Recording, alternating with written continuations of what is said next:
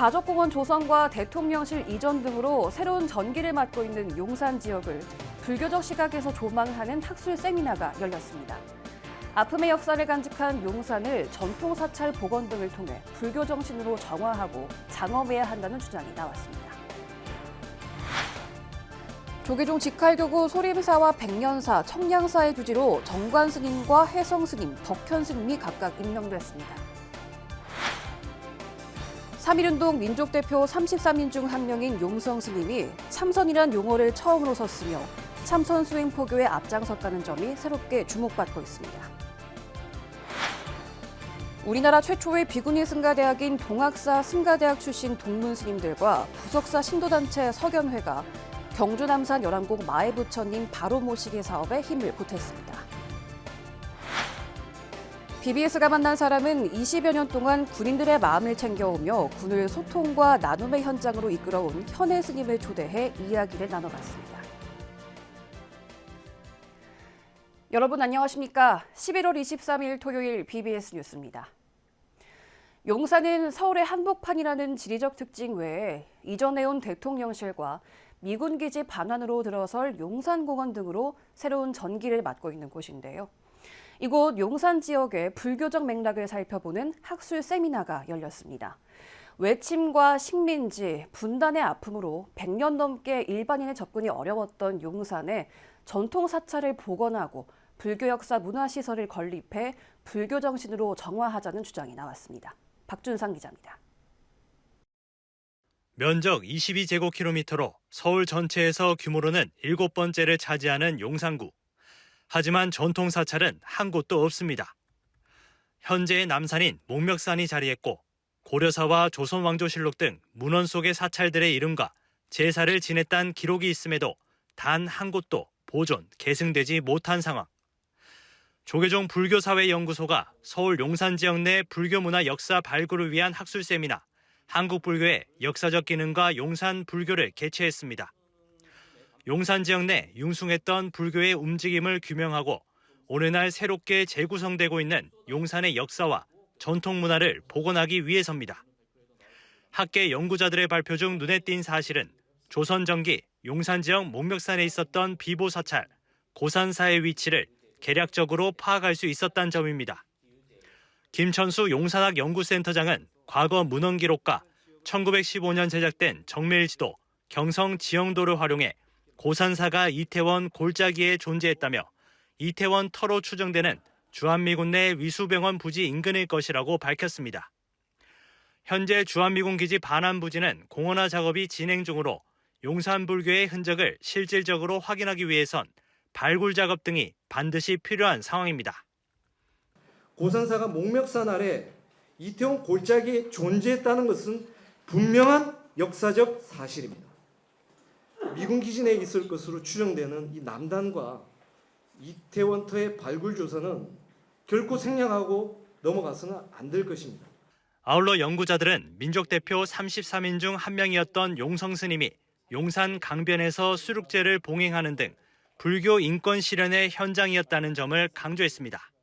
인권을 유린했던 그런 어떤 중심지가 또 이 용산이었다라고 하는 점을 서술하고, 그리고 용산에서 있었던 불교 활동의 불교 인권 활동으로서 3.1운동의 33인 중 한 분이었던 백용성 스님이 용산 강변에서 수륙제를 봉행함으로 해서 불교 인권 활동. 불교사회연구소장 원철 스님과 용산불교 복원을 위한 기초 작업에 나섰던 관음사 주지 허운 스님은 용산 불교의 복원과 함께 불교 역사 문화유산 시설 건립의 필요성을 강조했습니다. 굴곡진 역사 속에 국난과 호국의 역사가 한데 새겨진 용산이 평화와 자비의 정신을 다음 세대에 전달하는 공간으로 발돋움할 수 있을지 주목됩니다. BBS 뉴스 박준상입니다. 조계종 직할교구 소속인 소림사와 백년사, 청량사 주지로 정관 스님과 혜성 스님, 덕현 스님이 각각 임명됐습니다. 조계종 총무원장 진우 스님은 어제 한국불교역사문화기념관에서 소림사 주지 정관 스님과 백년사 주지 혜성 스님, 청량사 주지 덕현 스님에게 임명장을 수여했습니다. 진우 스님은 호국불교의 사명을 다하는 절부터 왕가의 역사가 깃든 곳까지 조계종 소속의 새 공찰이 이번 주지 임명으로 불사와 포교에 더욱 매진하길 바란다고 당부했습니다. 강화 백년사는 최전방에 위치해 군장병들에게 부처님 가르침을 전하고 있고 소림사는 태조 이성계의 수행처로 알려진 곳입니다. 소림사 주지인 정관 스님은 지난 1986년 해원 스님을 은사로 출가해 현재 18대 중앙종회 의원과 종로노인 종합복지관 관장을 맡고 있습니다.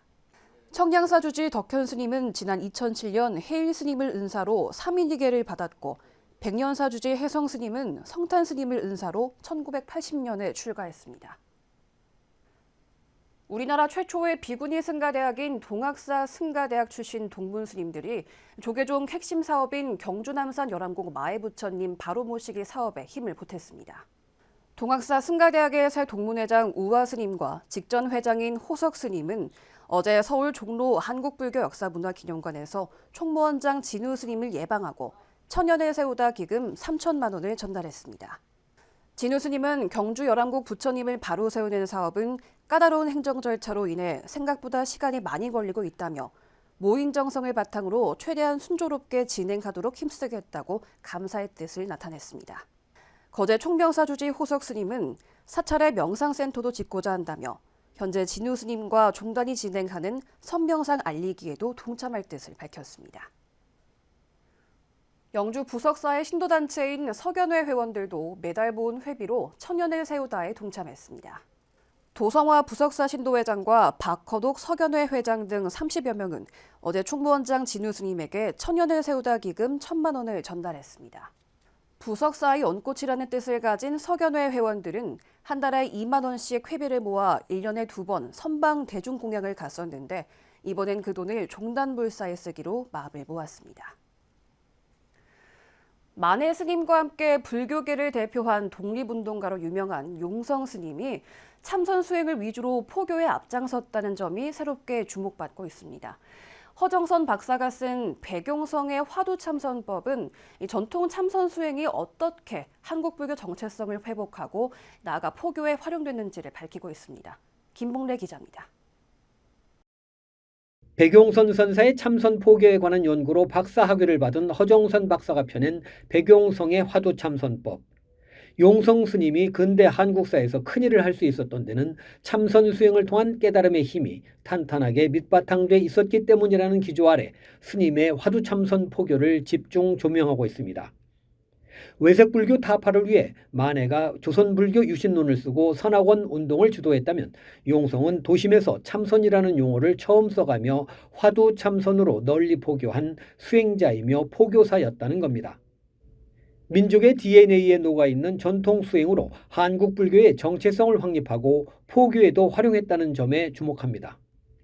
그 시대에 깨달은 분들이 몇몇 계셨다고 제가 이제 그렇게 알고 있는데 이렇게 도심으로 나와서 화두라는 말을 쓰시고 그렇게 참선이란 말 쓰시고 그런 어떤 불교 개혁을 위해서 일을 하시고 하신 분은 유일하게 용성 스님이라고 제가 알고 있습니다. 용성 스님의 참선 포교는 문서를 통한 참선 포교, 실천 수행으로서의 참선 포교, 그리고 대중을 위한 참선 포교 등 3가지. 용성 스님은 1912년 조선 임재종 중앙포교 등의 포교 책임자인 개교사장에 취임하고 이후 선종 임재파 강구소를 열어 외색 불교에 대항해 임재 선풍을 선양하는 등 참선 불교를 구현해 나갔습니다. 누구나 화두 참선을 할 수 있다는 확신으로 종로 대각사와 함양 화가원, 멀리 중국 용정 대각교당에서 수행을 지도했습니다.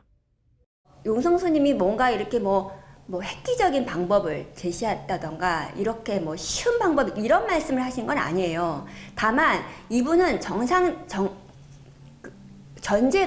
전제가 우리는 본각 진성을 잊었기 때문에 우리는 사실은 참고할 필요가 없지만 참고를 해야 된다. 이렇게 말씀을 하신 거고 그러한 와중에 여러 수행법이 있지만 참고를 말씀하신 것처럼 하도 참선 수행법이 월등히 뛰어난 수행법이다. 이렇게 말씀을 하신 거고 백용성의 화두참선법 제2부에서 저자는 도심 속 실전 화두 참선 수행법을 간략히 소개하고 있습니다.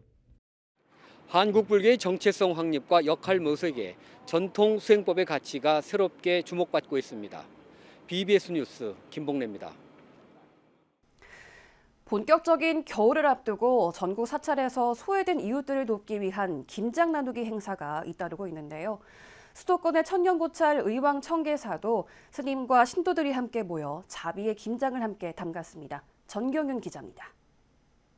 물로 씻고 소금에 절인 배춧잎 하나하나를 정성껏 펼쳐가면서 빨간 양념을 골고루 채워놓습니다. 공양간 앞에는 절여진 배추가 산더미처럼 쌓여있고 앞치마를 누른 채 팔을 걷어붙이고 배추를 쉴 새 없이 나르는 움직임도 분주합니다.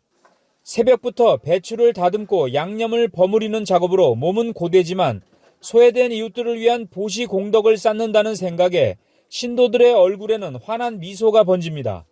골고루 버무려진 양념을 하얀 배추에 채우고 나면 보기만 해도 먹음직스러운 김장김치가 만들어집니다.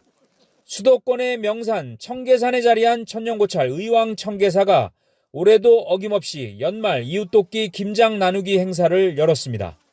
저소득 가정과 홀몸 어르신들의 따뜻한 겨울나기를 위해 신도들이 농약과 화학 비료를 전혀 쓰지 않고 직접 재배한 유기농 배추로 김장김치 5,000포기를 담갔습니다.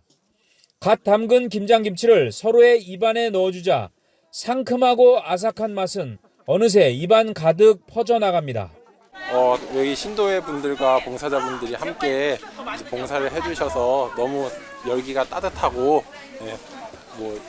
영하의 온도지만 열기는 너무나 뜨거운 것 같습니다. 젊은 스님과 청년들도 직접 앞치마와 고무 장갑을 낀 채 배추를 나르고 능숙한 솜씨로 김장김치를 버무렸습니다. 김치 속을 버무리는 손놀림은 솜씨 좋은 주부 못지않았습니다. 정말 이 이웃과 나눔을 이제 자비와 같이 이렇게 실천하는 모습이 또 수행자로서 닮아가야 될 모습이 아닐까 이렇게 생각됩니다. 그래서 그 마음으로 나눔을 실천하고 또 그것으로 또 저의 같이 기쁨을 나누는 것을 지금 목표로 같이 이렇게 참가하고 있습니다. 청계사 스님과 신도, 복지시설 직원, 지역 주민들의 정성이 담긴 김장김치는 포장 작업을 거쳐 스티로폼 상자에 담기고 일일이 스티커가 붙여졌습니다. 청계사의 이름을 단 김장김치는 의왕시 희망나래 장애인 복지관과 지적장애인 생활시설 녹향원, 의왕시와 성남시 다문화 가정, 홀로 사는 어르신, 북한 이탈 주민, 소년, 소녀 가정 등에 전달됐습니다.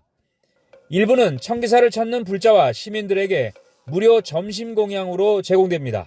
새벽부터 새벽 4시에 전부 와서 씻으시고 지금 이렇게 버무리고 있거든요. 그래서 아주 우리 청계사 신도님들은 힘들다는 어떤 생각보다는 독거 노인 분들한테 소외계층에 전해지는 그 겨울의 따뜻한 마음을 가지고 지금 이렇게 준비하고 있습니다. 추운 겨울을 앞두고 청계사 사부대 중에 자비 나눔과 보살행이 우리 사회에 훈훈함을 더하고 소외된 이웃들의 겨울나기에 큰 힘이 되고 있습니다. BBS 뉴스 정경윤입니다.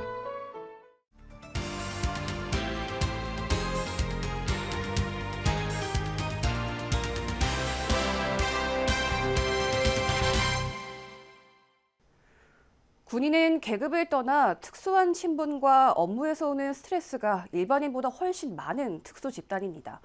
악몽으로 군대 가는 꿈을 꾼다는 우스갯소리도 있는데요. 사관생도들도 마찬가지입니다. 일반 젊은이들이 갖는 미래에 대한 걱정, 불안과 함께 임관 뒤 맞닥뜨릴 현실에 대한 부담감이 더해지는데요. 그래서 최근에는 더욱 군대 내에서 종교 활동의 중요성이 강조되고 있습니다. 오늘 BBS가 만난 사람에서는 지난 20여 년 동안 군인들 마음을 챙겨온 육군사관학교 군종실장 현혜 스님을 초대했습니다. 네, 군인들의 정신 건강을 챙기시는 군포교회 사령관 육사 군종실장 현혜 스님 만나겠습니다. 스님 어서 오십시오. 네, 안녕하십니까? 아니 이렇게 멋지게 군복을 차려입으시니까 스님이신지 장교신지 구분을 잘 못하시죠, 다들? 네, 예. 맞습니다. 네. 어떤 너무, 분들은 예. 뭐 군인, 그리고 어떤 분들은 왜 머리가 짧지 이렇게. 예. 너무 멋지신 모습이시라 제가 말씀을 드렸습니다. 감사합니다. 예. 네. 일단 먼저 군종실장, 네. 일반인들께서 들으실 때는 어떤 일을 하는 건가 이렇게 궁금해하실 것 같아요. 좀 소개를 네. 해주시죠. 아, 네.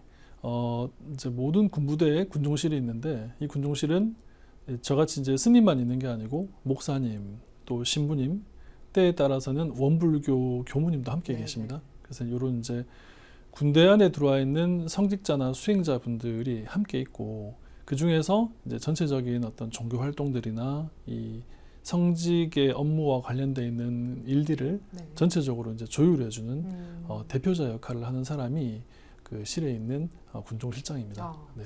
어떻게 하다가 군대 안에서 이렇게 종교 활동을 하시게 되셨는지 어떻게 인연이 되신 건가요? 예, 저는 그 동국대학교 불교대학을 입학하였고 네. 불교학을 전공했습니다. 네, 뭐 다들 이제 출가, 또 군포교를 하게 된 계기에 대해서 많은 분들이 물어보시는데 저는 좀 단순하게 생각했어요. 굉장히 단순하게 접근 방식 자체가 우리가 뭐 이제 사범대학교를 나오면 주로 어떤 일을 하나요? 선생님. 그렇죠. 하죠. 그다음에 뭐 지금은 이제 없어졌지만 옛날에는 법학과를 나오면 또 대부분 또 준비하는 시험이 변호사 시험. 변호사 시험 예, 사법고시지 않습니까? 예. 그 불교대를 나왔으니까 출가를 하는 것이 당연한 거고 그다음에 또 출가해서 또 제가 이제 젊은 이제 제 동기들에 비해서는 이제 세납 이제 나이가 어린 편입니다. 네네. 그래서 이 나이에 포교할 수 있다면 또 젊은 이제 장병들하고 어울려 보는 것이 가장 좋겠다는 생각을 한 거죠. 예. 그래서 이제 사실 군포교에 뛰어들었고 벌써 그 세월이 이제 22년을 지나고 있네요. 예, 22년. 네. 그 사이에 정말 많은 일들이 있으셨을 것 같은데 또 재미있는 에피소드 기억에 나시는 게 있습니까? 처음 군대 갔을 때 이제 20년 넘어 과거 이야기인데 어떤 이제 군대에서 일하는 병사들이 군종병이죠. 군종병들이 와서 저희도 출가하면 좋겠습니다. 이런 얘기를 했습니다. 그래서 출가를 왜 하려고 하니 그랬더니 뭐 이제 군포교도 하고 또 여기 군대에 계신 스님들은 월급도 준다고 들었습니다. 그러니 직업으로도 좋을 것 같고 그래서 저도 군법사 한번 해보고 싶습니다. 이런 얘기를 했었습니다. 제가 바로 이제 거기 반문을 하고 이제 경책을 했습니다. 예, 그렇게 사는 건 출가가 아니다. 출가는 치열한 구도행으로 사는 거고 세속의 인연을 끊고 살아야지. 어쩔 수 없이 포교할 수 있는 현장에 왔을 때 최선을 다하는 것이지. 네. 너희들처럼 그렇게 뭐 직업 갖고자 스님이 된다고 하는 것은 나 원치 않는다. 너희들 같은 사람들이 출가해서 스님이 되는 곳 그런 곳이 아니다 이곳은. 굉장히 사실은 지금 방송이라서 제가 좀 유연하게 말씀드리지만 네네. 사실은 굉장히 강한 어조로 이제 그 반문을 갖고 이제 출가 안 했으면 좋겠다 오히려. 네네. 그렇게 하고 넘어갔는데 예. 한 5년이 지난 어느 날 제가 해인사에서였던 걸로 기억납니다. 네. 그때 내려갔는데 누가 저희들 보고 아는 척을 해요. 저희 기억 안 나십니까? 누구라고 했는데 보니까 그때 그 혼냈던 두 병사들이 출가를 해서 스님이 되어 있었습니다. 예. 그래서 하고 이제 생각이 나서 물어보니 이제 이 스님들이 하시는 말씀이 제가 감동을 받았던 기억인데 뭐라고 했냐면 네네. 그 법사님 그때 옛날에 그런 식으로 우리한테 굉장히 부정적으로 말씀하시고 우리 같은 사람은 출가해서 스님 되면 안 될 사람 같이 얘기를 하셔서 근데 그 얘기 듣고 출가를 했는데 이제 나는 해인사 강원에서 그러니까 대한민국에서 가장 또 이렇게 훌륭하다는 많은 강원 중에서 해인 강원에서 공부를 했고 함께 했던 스님은 또 송강사 강원에서 공부해서 스님이 되어서 지금 잘 살고 있다. 한 번은 그 모습을 보여주고 싶었다. 예, 스님의 경책이 통하지 않았나라는 생각이 듭니다. 예. 그리고 또 반면에 좀 어려웠던 기억도 있으실 것 같아요. 굉장히 많죠. 사실은 우리가 기쁘고 웃을 일이 많으면 참 좋은데 예, 군대라고 하는 곳이 좀 경직되어 있고 딱딱한 곳입니다. 뭐 교육 훈련도 하고 또 뭐 작전 임무도 하고 뭐 이러한 것들을 하는데 대부분이 잘 따라가면 좋지만 있다 보면 그렇지 못한 친구들이 많아요. 근데 그런 이제 우리 용사들이 있다 보면 어떤 문제가 식별되고 사실은 그 20대 젊은 나이에 우리가 떠올리지 말아야 될 문제들, 그러니까 자살이나 어떤 뭐 근무 이탈이나 이런 부분들의 사건들이 간혹 있습니다. 근데 이런 경우에 대부분 저희들이 또 만나게 되어 있습니다. 이런 친구들을 대할 때 사실 가슴 속에는 조금 더 잘했으면 좋았을 걸 하는 바람도 있고 또 오죽하면 저런 마음을 먹었을까 하는 마음속에 아픔도 있는 것이죠. 그런 이제 여러 가지 감정들이 떠오르게 하는 경우들이 사실은 더 많았죠. 예, 그리고 태국군 참전용사 후원 사업도 하고 있으세요. 어떤 내용입니까? 대한민국이 이제 6.25 전쟁이 발발했을 때 태국이라고 하는 나라에서 육군뿐만이 아니라 해군, 공군까지 해서 참 많은 분들을 지원해 주셨습니다. 결국 누군지도 모르는 그 이제 타향에 와서 자신들의 피를 흘려가면서 대한민국의 어떤 그 자유와 또 이제 민주주의 가치를 위해서 희생을 하신 거죠. 근데 이분들이 이제 그 전쟁이 끝나고 태국으로 돌아가서 사시고 있는 과정이 그렇게 잘 살고 녹록지 않은 상황이라는 것을 좀 들었습니다. 이번 4월 달에 태국에 다녀오면서.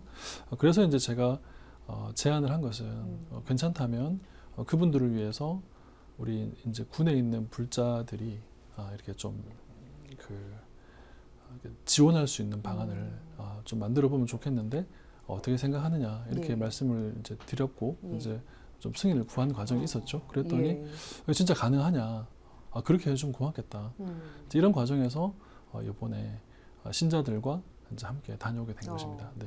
알겠습니다. 자, 끝으로 앞으로 이제 군입대를 앞두고 있는 우리 청년들 슬기로운 군 생활을 어떻게 하면 잘할 수 있을지 조언을 한 말씀 해주시면 좋을 것 같습니다. 어떤 상황이 오더라도 군대에서 있다 보면 때로는 좋은 일도 있을 것이고 때로는 내가 생각하지 못한 어떤 역경, 고난이라는 것들이 폭풍우처럼 밀려올 수도 있습니다. 그런데 만약 제가 옆에서 저 힘들어요 하는 그 용사가 있다면 제가 옆에서 한마디 전해주고 싶은 것은 이겁니다.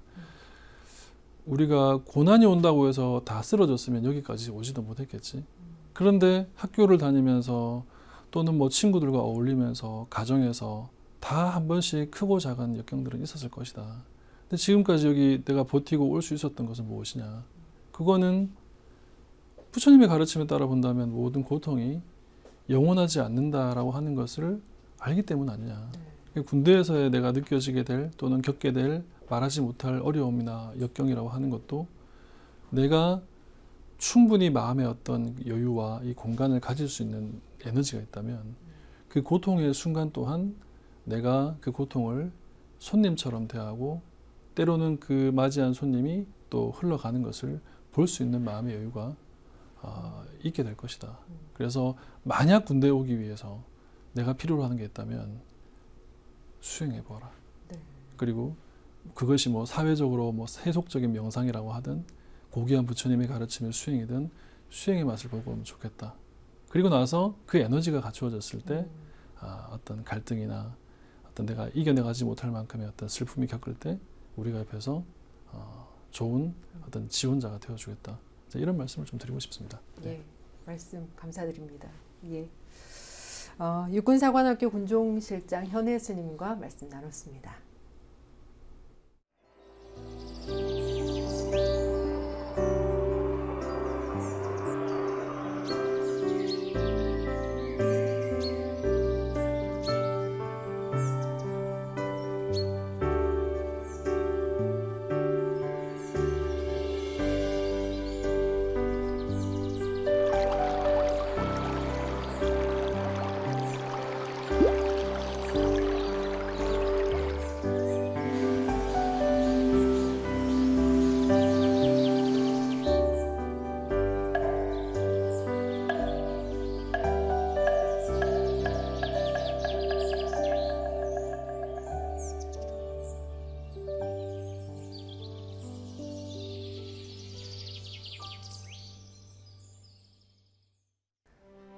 이상으로 11월 23일 토요일 BBS 뉴스를 마칩니다.